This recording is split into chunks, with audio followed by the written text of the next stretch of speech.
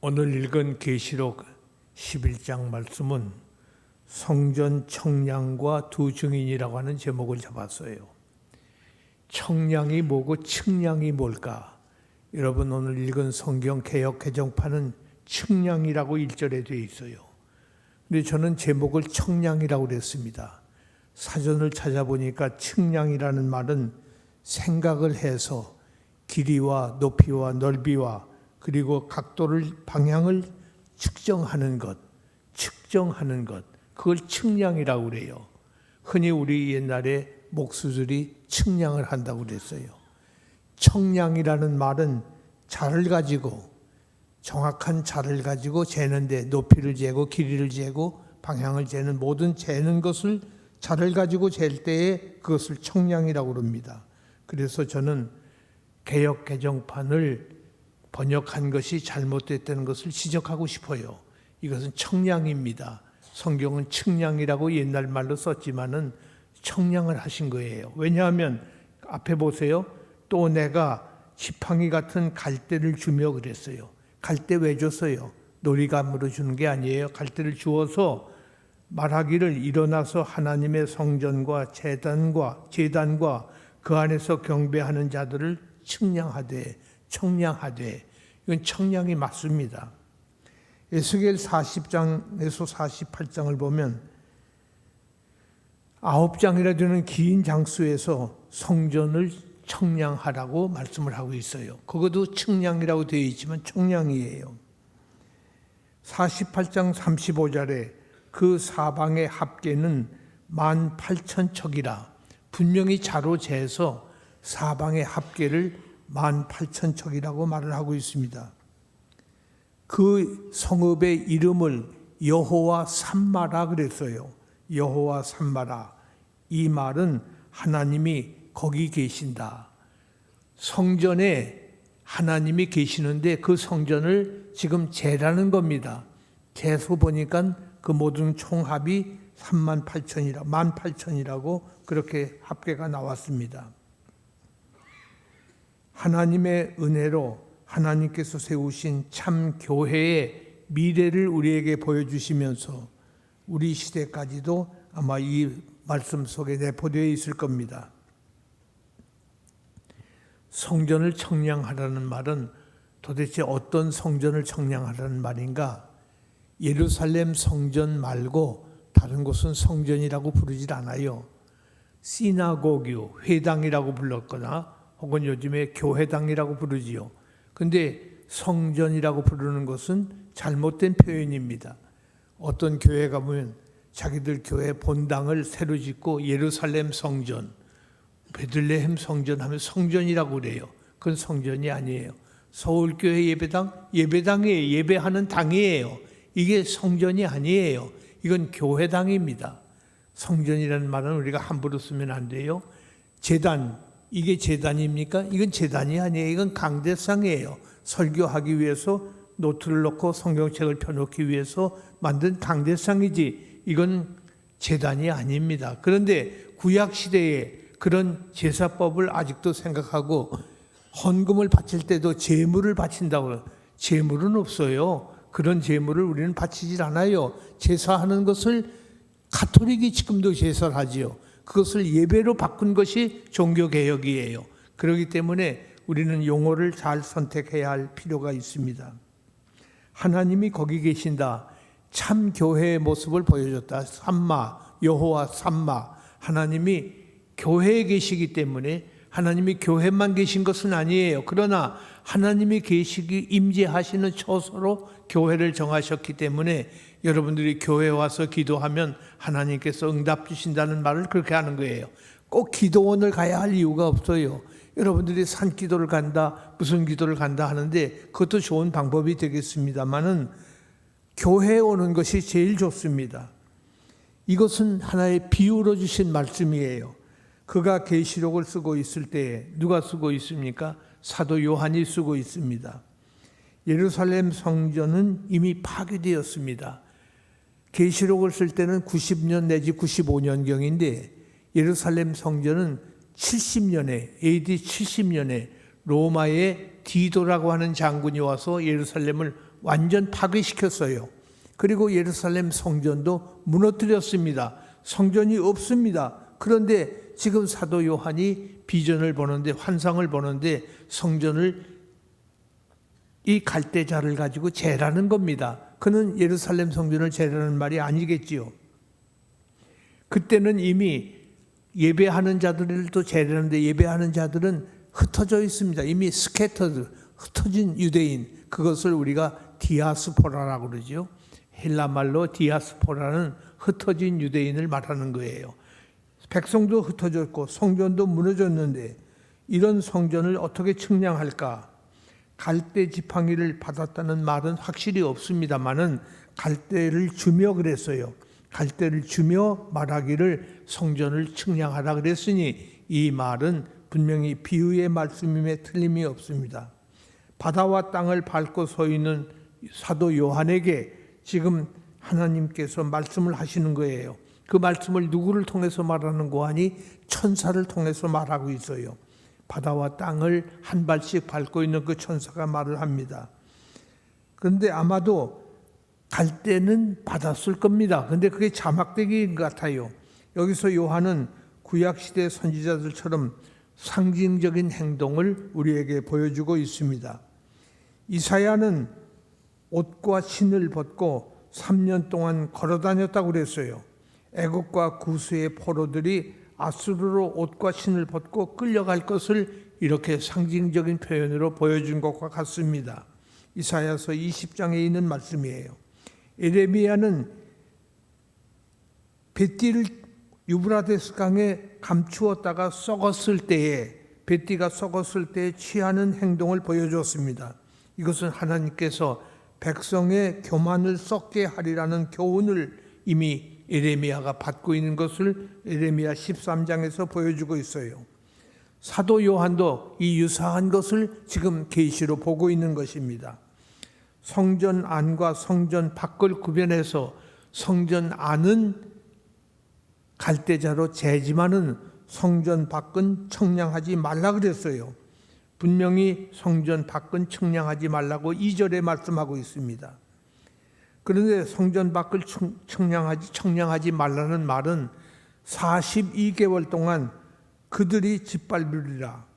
이방인들이 성전 밖을 짓밟을 것이기 때문에 청량하지 말라는 것입니다. 이것이 도대체 무슨 뜻일까? 아주 난해한 구절입니다. 틀림이 없습니다. 여러 학자들의 학설이 있어요. 세대주의자들의 학설이 있습니다.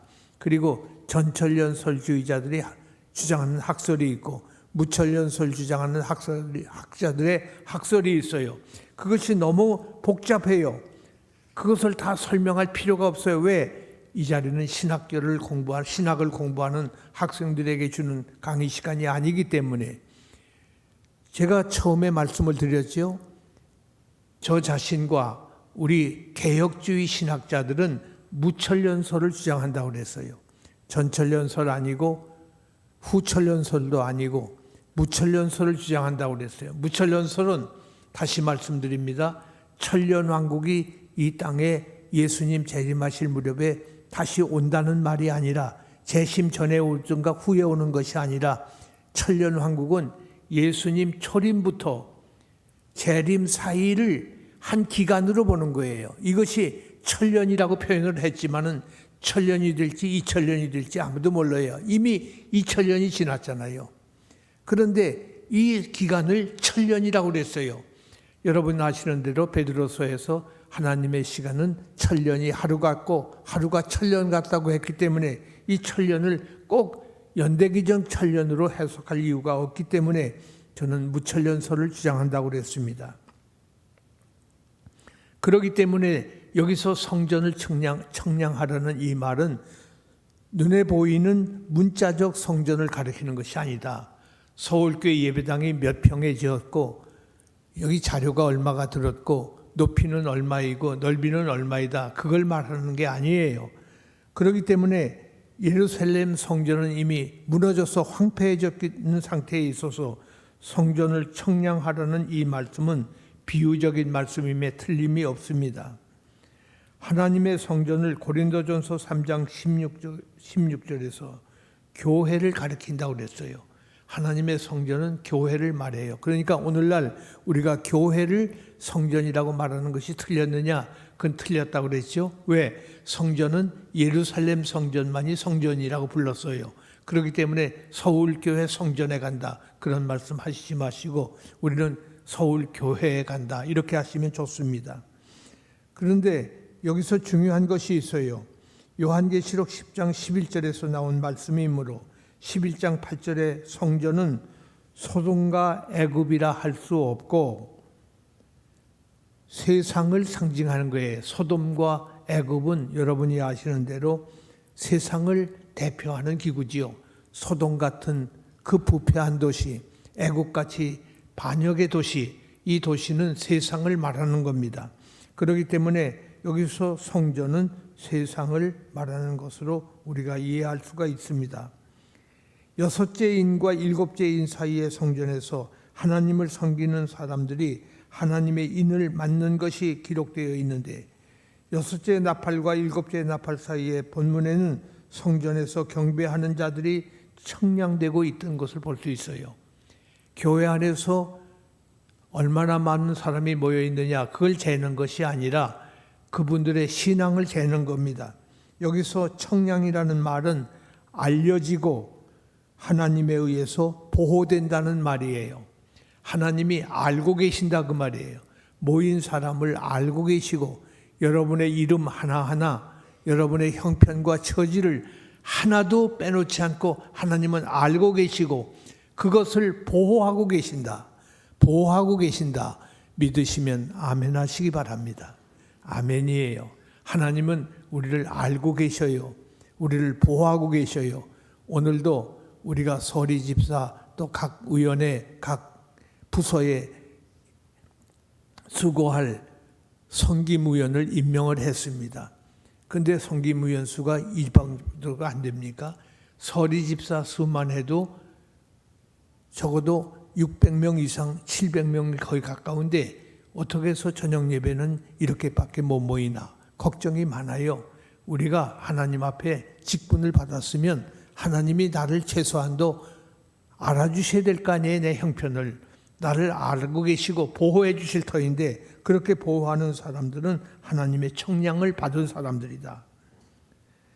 지금 우리가 세 가지 해석이 있다고 그랬는데 그것을 다 종합해 보면 성전을 문자적으로 해석할 이유는 없다는 것입니다. 그리스도 제사를 그림자로 본 것이 히브리서 10장 1절이에요. 그리스도가 제사장이 되고 대제사장이 되고 제물이 되어서 그가 제물이 되어 죽으셨기 때문에 그것은 히브리서에서 말씀한 거예요. 그리스도께서 단번에 제물로 자신을 바치셨다. 단번에 once for all. 옛날 구약시대의 제사는 작년에 드리고 금년에 또 드리고 지난달에 드리고 이달에 또 드리고 어제 드리고 또 오늘 드리고 그것이 제사의 방법이에요.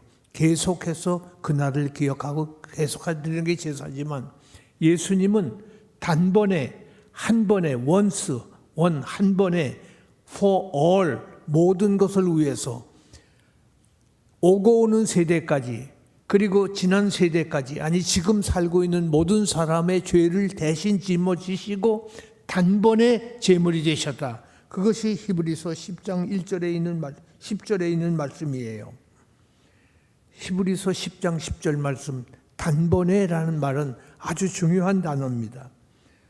성전의 핵심은 제사를 지내는 거예요. 성전은 예루살렘 성전은 제사를 지내는 제단이 있어요. 하나님과 교제하기 위해서 속죄의 제사를 지내기 위해서 성전에 가는 것입니다. 그런데 이것이 예수 그리스도를 통해서 이미 성취되었습니다. 단번에 드린 제물로 인해서 제사로 인해서 완전히 성취가 되었다. 그래서 성전, 제단, 제물은 더 이상 필요하지가 않아요. 그런 것은 우리에게 더 이상 필요가 하지 않습니다. 그런 거로 여기서 문자적 성전이 아닌 것이 틀림이 없습니다. 요한복음 2장 19절 이하에서 예수님은 자기를 성전이라고 그랬어요. 예수님이 성전이에요. 여러분, 제가 교회론을 얘기할 때 그런 말씀을 드렸어요. 아담 하와를 창조하시고 에덴 동산에 제일 먼저 하나님이 임재하셨어요. 하나님이 나타나서 아담에게 명령을 하시잖아요. 에덴 동산, 그 다음에 베델이란 말은 House of God, 하나님의 집. 야곱이 들판에서 하나님께 엎드려 경배할 때 하나님이 야곱에게 임재하셨어요. 꿈속에 임재하셨어요. 그 임재하신 베델이 하나님의 집이에요. 하나님이 임재하신 곳이란 말이에요. 그 다음에 이스라엘 백성이라는 말은 하나님의 백성으로 하나님이 택한 백성들이에요. 선택 백성 가운데 하나님이 임재하시고 그들이 성전을 짓기 전에 장막을 지었다가 성전으로 변했지요. 장막을 지었다가 성전도 하나님이 임재의 처소예요. 임재의 처소 가운데 성전에 여러 부분이 있지만 지성소에 하나님이 임재를 하십니다. 지성소에. 그 지성소는 아무나 못 들어가요. 대제사장이 1년에 한 번 들어가는 곳인데 잘못하면 그곳에 들어갔다 못 나와요. 왜? 죽기 때문에. 하나님을 본 자는 죽는다고 했기 때문에 그것은 무서워서 못 들어가요. 그렇기 때문에 대제사장들이 들어갈 때에는 허리에 동아줄을 매서 밖으로 늘어뜨리고 사람이 들어갑니다. 왜? 죽으면 시체를 끌어내기 위해서 또 사람이 들어갔다 자기도 죽잖아요. 그러니까 안 나올 때는 끌어내서 사람 시체를 잡아내는 그런 방법으로 대지성소를 그렇게 두려워하고 떨면서 들어가지를 못했습니다. 그런데 이 지성소가 있는 성전이 나중에는 이것이 바로 사흘 만에 헐고 내가 세우리라 하신 예수님, 내가 곧 성전이다. 예수님이 성전을 가리켜서 말씀한 것을 사람들은 그걸 잘못 이해하고 이 사람이 하나님을 그만 모독했다. 브레스페미, 하나님을 모독했다. 자기가 성전이라고 그랬다고 해서 예수님을 재판에 거는 그런 방법을 택했지요. 예수님이 자신을 성전이라고 했을 뿐만 아니라 우리 성도들을 또한 성전이라고 불렀어요. 참으로 중요한 말씀입니다. 자신을 성전이라고 요한복음 2장에서 말씀했는데 신자들을 성전이라고 고린도전서 3장 16절, 6장 19절에 각각 성도들을 성전이라고 부르십니다. 산 제물을 드릴 경배자들이라고 에베소 2장에서 로마서 12장에서 우리를 산 제사를 드릴 성도들이라고 우리를 불러주고 있습니다. 요한계시록에서는 그리스도의 피제물을 통해서 그리스도께서 성도들의 제사를 어떻게 받으시는 거 아니? 그리스도의 피제물을 통해서 하나님을 섬기는 제사장들이 되었다고 그랬어요. 우리 모두가 제사장입니다. 이제는 우리가 대제사장이 따로 있는 것이 아니라 만민제사론, 그것이 종교개혁자 말틴 루터의 굉장히 중요한 지론이에요. 카톨릭은 지금도 사제가 있고 그리고 그 위에 교황이 있지만은 교황보다 더 높은 분이 대제사장 아니에요. 그런데 그 대제사장이 누군고 하니 사제도 아니고 성도들을 가리켜서 지금 성경은 제사장이라고 그런 거예요. 여러분들이 기도하면 하나님이 받으셔요. 누구의 이름으로? 예수 그리스도의 이름으로 비옵니다 하면은 기도할 때 그 기도를 예수님이 한 기도로 받으실 만큼 여러분들을 대제사장으로 그렇게 인정을 해 주신다. 굉장히 중요한 말씀을 지금 우리가 읽고 있는 것입니다. 계시록에서 하나님을 섬기는 제사장들이 되었다고 1장 5절 6절에서 말씀하고 있어요. 5장 6절 그리고 9절 10절에서 말씀하고 있어요. 예수님이 제물로서의 어린 양이라는 사상을 계시록을 핵심 사상으로 보여주고 있어요. 예수님이 제물로 바쳐진 어린 양이시다. 어린 양 예수님의 그 피제사를 주님이 기쁘게 받으신다. 그런 거로 오늘 읽은 본문의 성전, 제단, 경배하는 자들이라는 이 말은 오늘의 교회를 가리키는 말입니다. 오늘의 교회를 청량하라. 교회를 내가 보호하겠다. 교회를 내가 알고 싶다. 알겠다. 교회 와서 기도하는 사람, 교회 와서 엎드려 예배하는 사람들을 하나님께서 알고 계시고 보호하신다는 말씀입니다. 이렇게 중요한 말씀이 있음에도 불구하고 하나님 교회에 오는 것을 게을리하거나 이것을 힘들어하는 사람이 있다면 이것은 말씀을 다시 읽어야 되겠지요. 하나님이 나를 알아주시고 하나님이 나를 보호해 주신다는 그것도 다른 것이 아니에요. 성전, 교회에 오는 사람에게 그와 같은 일을 하신다는 것입니다. 그러나 오늘의 교회를 성전이라고 부르면 그건 잘못된 것이라고 그랬습니다. 성전이라는 말은 건물을 말하는 것보다는 하나님의 택한 백성, people of God, 하나님의 백성을 성전, 다시 말해서 하나님의 교회라고 우리가 부를 수가 있는 거예요. 하나님의 교회는 대치동 210번지 다시 1에 있는 서울교회당을 말하는 것이 아니라 하나님의 백성이 모여있는 곳이 바로 교회예요. 어디에 모여있든지 하나님의 백성들이 모여있으면 그것이 교회예요. 그래서 여러분들이 저 다락방 모여서 하나님의 백성들이 모여서 거기서 예배하면 하나님이 거기서도 그 예배를 받아주셔요. 가정에서 예배를 해도 하나님이 받아주셔요. 이것은 두 날개 교회론과 또 다른 거예요. 여러분 많이 요즘 토론들 하시는데 두 날개라는 말은 예배 전체 온 교인들이 함께 모여서 드리는 예배가 한 날개고 또 하나는 우리가 말하는 소위 다락방 혹은 자기들끼리 모이는 그 독립마다 모이는 그 그룹들을 가리켜서 또 하나 날개, 또 하나의 교회라고 불러서 거기도 목장이라고 부르고 목자장이 있다고 그러고 이런 말을 붙이고 하는 교회들이 있어요. 그것은 잘못된 교회론이에요. 교회는 함께 모이는 것이 교회예요. 그래서 소그룹도 중요하지만 소그룹을 교회라고 할 수는 없어요. 교회는 성찬식도 행하고 교회는 세례식도 행하고 이것이 교회지 거기에서 그런 것은 할 수가 없지 않습니까? 그렇기 때문에 우리가 두 날개 교회로는 처음부터 잘못된 이론이 될 것입니다.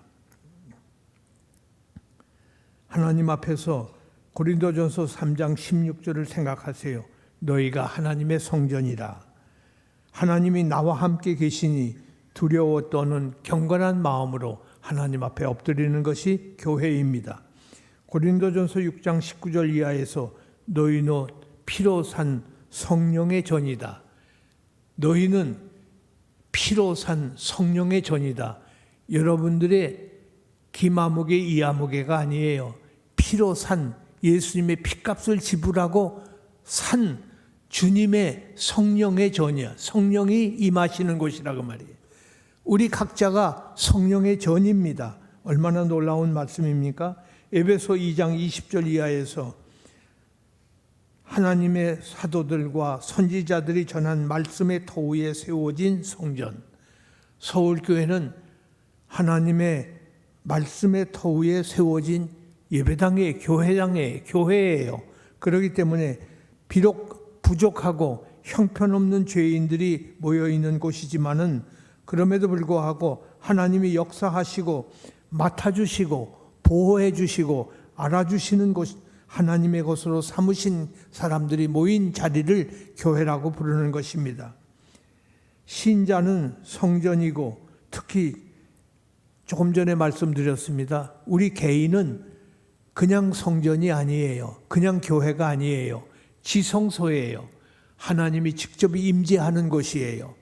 지성소에 들어가면 하나님이 직접 임재하시는데 그 지성소가 성전이다. 그 말은 어떻게 해석하는 거 아니? 오늘 읽은 성경에 성전이라고 하는 이 단어는 헬라 말로 읽으면 이것은 지성소를 말하는 거예요.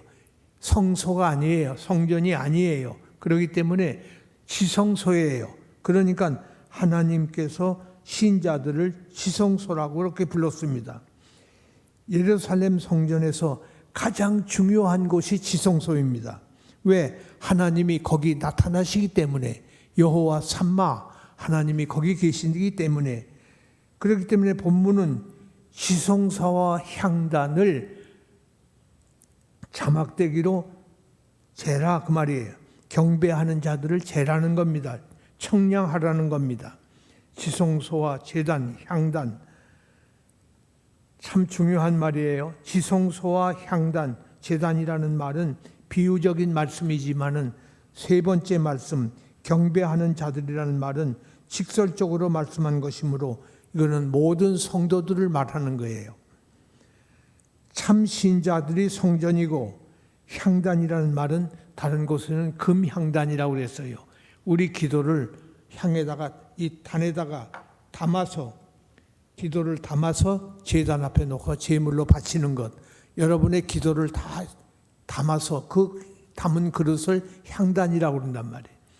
그래서 그것을 하늘로 올려보내는 그런 향단, 이것은 측량을 했다는 것입니다.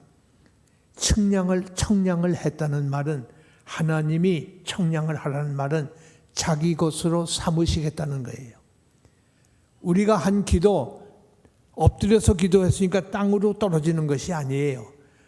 위로 쳐다보고 했으니까 하늘로 올라가는 게 아니라 하나님이 그 기도를 자기 것으로 받으셨다 그 말이에요. 자기 것으로 소유하셨다 그 말이죠. 얼마나 놀라운 약속입니까? 자기 것으로 소유했다. 그런데 성전 바깥 마당은 청량하지 마라. 예루살렘 성전이 42개월 동안 이방인에게 짓밟힐 것을 말씀한 것이라고 해석하는 이들이 있습니다. 성전 바깥이란 말은 불신자들의 세상을 말하는 거예요. 불신자들은 하나님의 보호 밖에 있는 사람들, 하나님이 그들은 보호하지 않아요. 알아주지도 않습니다. 교회가 이 세상에서 예수님 초림과 재림 사이 약 42개월 동안 박해를 받는데 철저하게 그동안에 하나님께서 교회를 보호하신다, 그런 뜻입니다. 다시 말해서 42개월은 어떤 기간을 말하는 거예요. 계속 2000년 동안 박해만 받는 것이 아니라 어느 기간 동안은 박해를 받는 것을 말씀하는 거예요. 다시 말해서 네로 황제가 얼마나 기독교를 박해했습니까? 그런데 콘스탄틴 때 와서 기독교를 공인하기 시작했어요. 그 다음부터 기독교는 국가를 다 통치할 만큼 전 세계에 가장 힘 있는 세력이 기독교가 된 거예요. 그것이 타락을 한 것을 중세 종교개혁자들이 다시 개혁을 일으켰어요. 오늘날까지 교회가 이곳저곳에서 수많은 고난을 당하고 있습니다. 그런데 이때마다 하나님께서 보호하시고 성도들의 기도를 들어주신다는 말씀입니다. 이것을 두 증인을 세워서 확실하게 하고 있어요. 그것이 3절로 6절의 말씀입니다. 내가 나의 두 증인에게 권세를 주리니, 잘 보세요. 3절 말씀입니다. 내가 나의 두 증인에게 권세를 주리니 1260일 동안 그들이 베옷을 입고 1260일 동안 예언하리라. 3절 말씀입니다. 바다와 땅을 밟고 서 있는 천사가 지금 사도 요한에게 말을 하고 11장 1절에서 사도 요한이 갈대 지팡이를 주면서 11장 13절까지 천사가 주님의 대변자 역할을 하고 있어요. 예수님이 천사의 입을 통해서 대변자 역할을 하고 있습니다. 42개월이라는 말은 3년 반 혹은 사흘 반이라고 비유적 표현으로 말씀한 것이 있습니다. 아무튼 여기서 두 증인이 지금 나타나고 있습니다. 두 증인이 이 땅에 주 앞에 섰는 두 감람나무와 두 촛대라. 두 증인은 4절에 보면 두 감람나무와 두 촛대를 말하는 것이다. 성경이 성경을 해석해요. 추측하면 안 돼요. 개수웍을 하는 사람들이 오늘 너무 많아요. 그게 바로 이단입니다. 감람나무는 문선명이다. 그게 바로 이단이에요. 감람나무가 뭔지를 알고 바로 해석을 해야죠. 여러분, 모세가 가나안 땅에 직접 들어갔으면 큰일 날 뻔했습니다. 그렇게 되면은 모세가 가나안 땅에 들어가서 모세 종교를 세울 뻔했습니다. 그런 설교를 하는 목사도 있잖아요. 그거 어디 있어요? 어느 주석책에 누가 그런 말을 했습니까? 했더니 목사님 모르시는 말씀 마세요. 그것은 어느 주석책에 시리즈로 나와 있는 창세기 주석에 있어요. 모세가 죽었다는 말이 창세기에 있어요? 내가 깜짝 놀라서 아니 그런 주석책이 어디 있습니까? 존 스타트라고 하는 영국의 신학자가 얼소우스 처치 교회 담임 목사가 그 책을 썼습니다. 제가 너무 놀라서 존 스타트 목사님은 내가 잘 아는 분이고 세계 로잔 운동을 일으킬 때 로잔 카버넌트, 로잔 언약서를 작성 기초 초안을 만드신 분이에요. 내가 아시아 로잔 의장이었고 로잔 중앙의원이었기 때문에 그분을 자주 만나고 대화를 많이 했고 내가 영국 갈 때마다 런던 들릴 때마다 그분 교회 가서 예배를 드리고 그분과 교제를 했는데 그분이 창세기를 쓴 기억이 없습니다. 내가 창세기도 써봤지만은 창세기 그분 책을 참고한 적이 없는데요. 아니 목사님은 모르시는 소리 마세요. 자기는 안 돼요. 그래서 그 책 좀 가져와 보라 했더니 아직도 안 가져왔어요. 그런 주석을 한 책이 있다고 그래서 가져오라 했더니 내가 보는 책은 다 그렇습니다. 네가 무슨 책을 보길래 그런 주석이 있느냐 했더니 다 그렇대요. 그래 놓고 지금까지 그 책을 가져온 적이 없어요. 세상에 그런 게스라는 말은 추측한다 그 말이에요. 추측하는 작업을 하는 것은 바로 이단이 하는 짓이에요. 그건 잘못된 거예요. 그것을 교인들이 잡아내는 거예요. 이건 잘못됐다. 모세가 가나안에 들어가지 못하고 느보산에서 죽었습니다. 왜 죽었지요? 그가 하나님의 명령을 어기고 반석을 치면 물이 나올 것이라고 해서 반석을 치는데 한 번만 쳐도 될 것을 홧김에 2번을 쳤단 말이에요. 그랬더니 모세는 하나님께서 하나님의 그 엄위하심, 경건을 그와 훼손시켰다고 해서 그 자리에서 죽여버렸어요. 하나님을 훼손했다고 해서 죽었단 말이에요. 그런데 그런 말씀이 성경에 분명히 있음에도 불구하고 그런 말씀은 한마디도 안 하고 모세 종교를 세운다. 모세 종교가 뭐예요? 그런 엉뚱한 소리 하면 안 되지요.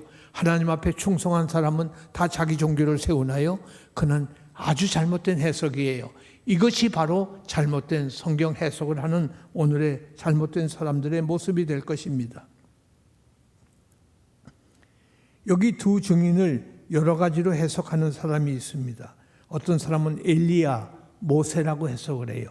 그런데 분명히 말씀합니다. 5절과 6절에서 자기들을 해치고자 하는 자들의 입에서 나온 불로 멸하고 두 증인은 뭘 하는고 하니 성도들을 해치려고 하는 사람들의 입에서 나오는 불로 그들을 멸하고 비 오지 못하게 하고 물이 피가 되게 하는 등 이런 기적을 통해서 여러 가지 재앙을 일으키는 것이 이 두 증인의 일들이에요. 그러면 이 두 증인이 엘리야일까 모세일까? 물론 엘리야도 해치려는 자들에게 입에서 불이 나와서 그를 멸하는 그런 장면도 있어요. 아하시야의 메신저들을 그렇게 엘리야가 죽여버렸죠. 열왕기하 17장에서. 다시 말해서 입에서 불이 나왔다는 말은 불같은 하나님의 음성이 하나님의 말씀이 나와서 죽이는 거예요. 그리고 모세는 물이 피가 되게 한 장면을 모세의 기적에서 출애굽기 7장에서 말하고 있어요. 물이 피가 되게 만들었잖아요. 애굽 나일강 물을. 그런데 엘리야는 하늘로 직접 올라갔고 모세의 시체는 모압 어느 골짜기에 있는지 아직도 알려지지 않고 장사되었습니다. 엘리야 때 비 오지 않은 3년 반은 본문의 3년 반이라고 동일한 것이라고 해석하는 이가 있습니다. 모세와 엘리야가 예수님의 변화산상에 나타난 것도 우리는 알고 있습니다. 그러나 그것이 오늘 계시록 11장에 나와 있는 두 증인은 아닙니다. 분명히 4절에서 두 증인이 누구라고 그랬는지 함께 읽겠습니다. 그들은 이 땅에 주 앞에 서 있는 두 감람나무와 두 촛대니. 성경이 해석하고 있어요. 성경은 성경으로 푼다고 그랬어요. 성경을 다른 것으로 게스웍으로 혹은 자기 상식과 지식으로 소위 이성으로 풀지 마라 그 말이에요. 이성으로 푸는 그것이 오늘 자유주의 신학을 만들어낸 거예요. 많은 사람들이 철학적 해석을 하고 심지어 철학적 신학이라는 과목이 다 있어요. 철학적 신학, 그거는 신학이 아니에요. 오늘 이렇게 잘못된 신학을 가지고 성경을 해석합니다. 두 감람나무와 두 촛대가 뭘까? 두세 사람의 증인을 재판장에서 요구한다는 말이 성경에 여러 번 나옵니다. 민수기, 신명기, 누가복음, 요한복음, 소위 히브리서까지 두 증인이라는 말이 여러 군데 나와요. 왜냐하면 한 사람의 증인은 신빙성이 없어서 반드시 예수님 재판 때에도 두 증인을 세우라고 그랬어요. 그런데 바울도 복수 증인의 필요성을 고린도후서 13장에서 디모데전서 5장 19절에서 분명히 강조하고 있습니다. 두 증인이 이렇게 중요한 거예요. 스가랴서 4장에서는 두 감람나무와 두 촛대를 이스라엘 백성의 상징으로 말하고 있어요. 두 촛대와 두 감람나무는 이스라엘을 말한다. 두 가지는 대제사장 여호수아와 총독 스룹바벨을 말한다. 여러분 스가랴서를 읽다가 아마 해석하는 걸 기억하실 거예요. 나무가 있는데 나무 원둥치에서 감람나무 가지가 뻗었어요. 그런데 감람나무 가지에서 파이프가 교회로 연결이 돼서 기름을 받는 거예요. 그래서 교회가 기름을 통해서, 기름은 성경대로 하면 성령을 말해요. 그러니까 나무 가지에서 기름을 받아야 교회에 성령이 임하고 성령의 불이 타오른다 하는 것을 말하는 거지요.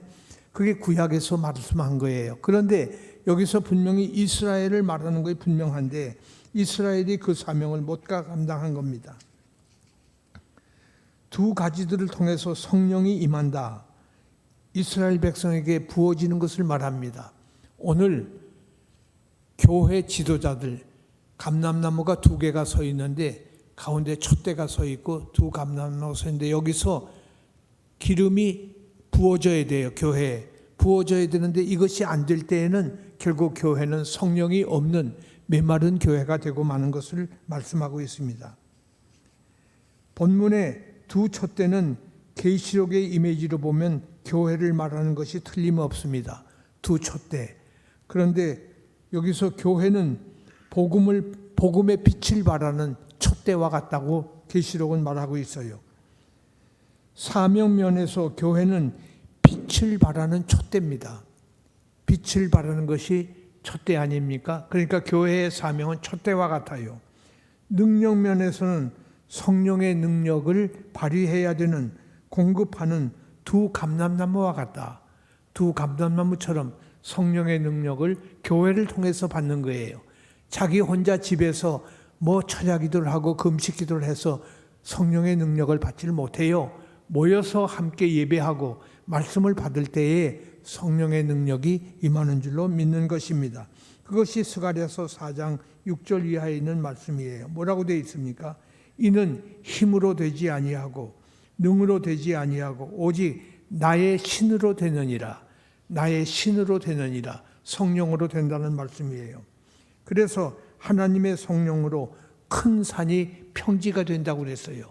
큰 산이 하나님의 성령을 받을 때에 평지가 된다고 말씀하고 있습니다. 교회는 이 두 증인으로 말미암아 1260일 동안 그리스도 초림부터 재림 어간에 복음을 전해야 되는데, 예언을 해야 되는데 반석 위에 세워진 교회이므로 음부의 권세가 이기지 못하리라. 반석 위에 세워진 권세를 음부가 이길 수가 없습니다. 마태복음 16장에 있는 말씀이에요.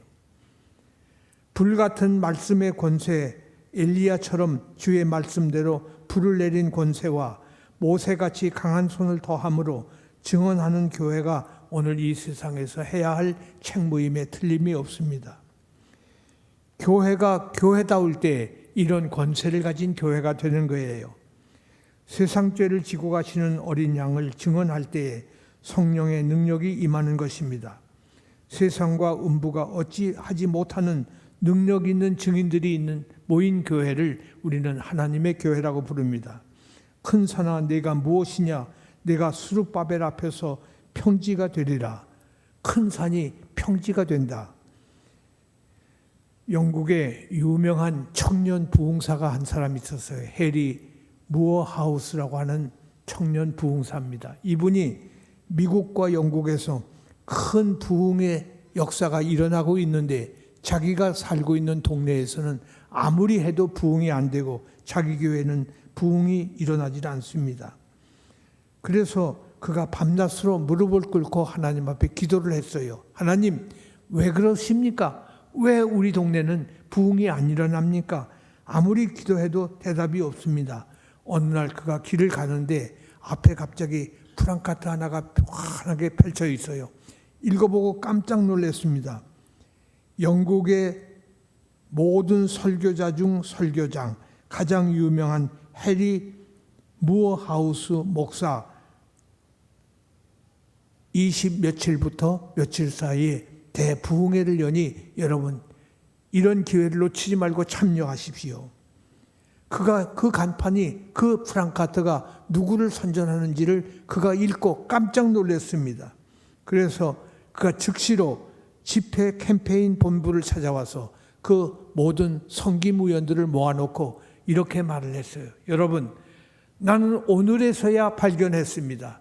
오늘에서야 우리 동네가 부흥이 일어나지 않는 이유를 알아냈습니다. 그건 무엇인고 하니, 형제들이여 왜 부흥이 일어나지 않는고 하니 저를 유명한 부흥사라고 선전만 했지 주 예수 그리스도를 높이지 않았기 때문에 성령께서 매우 근심하셨고 성령께서 소멸당하셨습니다. 나를 높였기 때문에 결국 성령은 근심하시고 성령은 떠나가셨다고 말이에요. 그러니 이 동네 교회가 부흥할 리가 없고 이 동네가 역사를 일으킬 이유가 없지 않습니까? 성령이 떠났는데 무슨 일이 일어나겠습니까? 하면서 탄식을 했습니다. 그때 캠페인 위원들은 회개를 하고 알겠습니다. 이제부터 유명한 부흥사라고 선전을 할 것이 아니라 주 예수 그리스도를 높이지 않았기 때문에 이런 일이 일어났으니 하나님 앞에서 그저 나는 가련하고 소박하고 겸허한 종으로서 오직 주님께만 영광을 돌리는 하나님의 종이라고 그렇게만 알겠습니다. 그리고 세상 죄를 지고 가시는 하나님의 어린 양만을 높이겠습니다. 그가 그렇게 확신을 받고서야 비로소 설교를 다시 시작을 하므로 하나님께서 대역사를 일으켰다는 웃지 못할 참 유명한 일화가 남아있어요. 이것은 뭘 말해주는고 하니 오늘 우리들이 성령을 소멸하는 일을 스스로 하고 있지 않은가. 그런데 여기서 아주 중요한 말씀이 또 한 가지 7절에서 14절에 남아있어요. 두 증인이 죽습니다. 두 증인이 죽어요. 왜 죽을까? 이상한 일이 벌어졌어요. 두 증인이 증거를 마칠 때에 7절 말씀이에요. 무적행으로부터 올라오는 짐승이 저희로 더불어 전쟁을 일으켜 저희를 죽였다. 두 증인을 죽였습니다. 교회를 죽였어요. 무적행으로부터 오는 짐승이 두 증인을 죽였습니다. 저희의 시체는 큰 성에 있을 것인데 사흘 동안 목도되었다고 그랬습니다. 8절로 9절에서 이 두 증인이 세상을 향해서 괴롭게 했다는 겁니다. 왜 괴롭혔습니까? 죄를 지으면 지옥 간다. 너희가 회개하라. 날마다 외친 것이 교회입니다. 그래서 두 증인, 교회가 죽으니까 세상 사람들이 기쁨이 넘친 거예요. 그것이 10절이에요. 잘 보세요. 자기를 향해서 책망이나 하고 자기를 향해서 늘 비난만 하는 교회가 죽었으니 얼마나 기뻤겠습니까? 기쁘니까 그냥 기뻐한 것만이 아니에요. 그 다음엔 더 놀라운 말이 있어요. 예물을 보내니라. 서로 예물을 보냈다. 서로 선물까지 보냈어요. 축하하느라고. 야, 우리를 공격하던 적이 죽었어. 그러면서 세상이 기뻐하는 겁니다. 3일 반 후에 얼마 동안 그런 기쁨이 세상은 있었습니다. 그런데 3일 반 후에 잠시 동안 후에 두 선지자에게 하나님의 생기가 들어가 그들은 살아나고 하늘로 올라가는데 구경하는 자들이 두려워하더라. 11절로 12절 말씀에 이들이 생기가 들어와서 다시 살아났습니다. 그리고 하늘로 올라갔고 그들을 조롱하고 즐거워하던 사람들은 구경꾼이 되고 말았습니다. 그때에 놀라운 일은 13절에 성 10분의 1이 무너지고 그때 죽은 사람이 7,000명이 되고 남은 자들이 하나님을 두려워하고 그에게 영광을 돌린다 그랬어요. 참으로 해석하기 어려운 말이 나와요. 남은 자들, 세상 사람들 중에 남은 자가 있었다고 그랬어요. 그들 중에 7,000명이 죽고 남은 자들이 하나님께 영광을 돌린다. 11장에서 성전이 언급된 것으로 보아서 이 성은 아마도 8절에 있는 예루살렘 성을 말할 것입니다. 주께서 십자가에 못 박히신 곳이라고 그랬어요. 예루살렘 성은 예루살렘 성이라고 말하지를 않고 영적으로 하면 소돔이라 하고 애굽이라 한다고 되어 있습니다. 소돔은 어떤 것입니까? 죄가 아주 무섭게 퍼져나간, 완벽하게 퍼져나간 곳이 소돔이에요. 영어 성경 단어 사전에 소도마이트가 있어요. 소도마이트는 동성연애자, 남자가 남자를 겁탈하는 것, 그것이 소도마이트라는 영어 단어가 아예 만들어졌어요. 소돔의 죄라는 말이에요. 동성연애가 성경이 그렇게도 죄라고 무섭게, 그래서 거기서 유황불을 하늘에서 내려서 멸망시킨 것이 소돔인데 그 소돔의 죄를 현대인들이 짓고 있는 것입니다. 애굽은 또 어떤 것입니까? 하나님께 대항을 하고 하나님의 백성을 억압한 이 죄를 지은 것이 바로 애굽입니다. 에스겔서 23장. 그 도성에 백성들 족속과 방언과 나라 중에서 사람들이 살고 있다고 분명히 말을 하고 있습니다. 그런데 그 사람들은 땅에 거하는 자들이라고 그랬어요. 땅에 거하는 자들. 이 말은 큰 성은 세상을 가리키고 교회가 예수 그리스도의 초림과 재림 사이에 악령들이 거하는 곳, 무적행으로부터 올라오는 짐승과 전쟁을 했다 그랬죠. 무적행은 영어로 읽으면 bottomless, 바닥이 없는, bottom, 땅 바닥이 없는 갱, pit, 그러니까 바닥이 없는 무서운 그런 소망이 없는 그런 구멍을 말해요. 무적행, 바닥 끝이 없는 갱이란 말이에요. 무적행. 그런 그 무적행에서 나온 짐승이라고 그랬어요. 이 짐승은 사탄으로부터 권력을 받아 하나님께 대항하는 짐승을 말합니다. 대항하는 짐승은 하나님 백성을 매우 핍박하는 7머리와 10뿔을 가진 적그리스도를 말합니다. 적그리스도가 무적행으로부터 나온 짐승으로 표현되었어요.